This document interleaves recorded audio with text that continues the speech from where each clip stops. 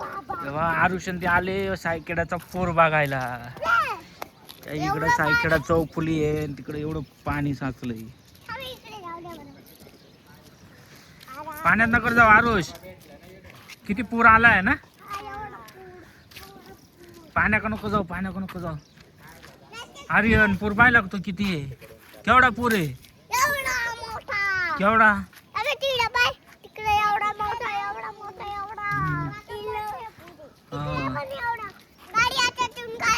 नाही ना, गाडी कशी काय जाईल त्याच्यातून, तिकडं पाणी येईल एवढं गाडीने जाणार तिकडे. रस्ता आहे, रस्त्यावर सगळं पाणी आहे. आता तिकडे गाडी कशी काय जाईल बा, एवढं पाणी सगळं.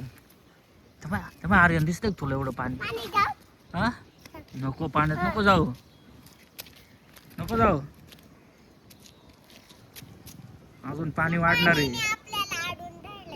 अजून पाणी लय वाढणार आहे माहितीये का. बघा इकडे, बघा इकडं नदीचं पाणी दिसतंय डायरेक्ट. बघ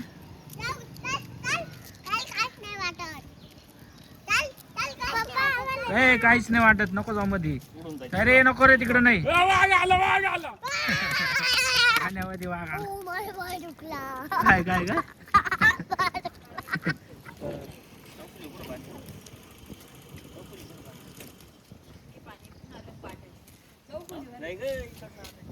आहे आमच्या सायखेड्याचा पूर. आणि इकडे हे घरात काही लोक अडकलेले हे दिसतंय का. आता त्यांना काढायला हेलिकॉप्टर बोलायला लागेल बहुतेक. आणि हा भरपूर सारा मोठा पूर आहे. इकडून डायरेक्ट सायखेडा चौफुली दिसेल एवढा पूर आहे. हे बघा, ही सायखेड्याची चौक आहे आणि एवढा पूर आहे. एवढ्या पुरात कसं काय आम्ही राहायचं सांगा तुम्ही. असं हा एवढा सगळा पूर आहे. आणि लवकरच हेलिकॉप्टर येईल बहुतेक मदतीसाठी. आणि ही कोणाची तरी टोकरी वाहून आली.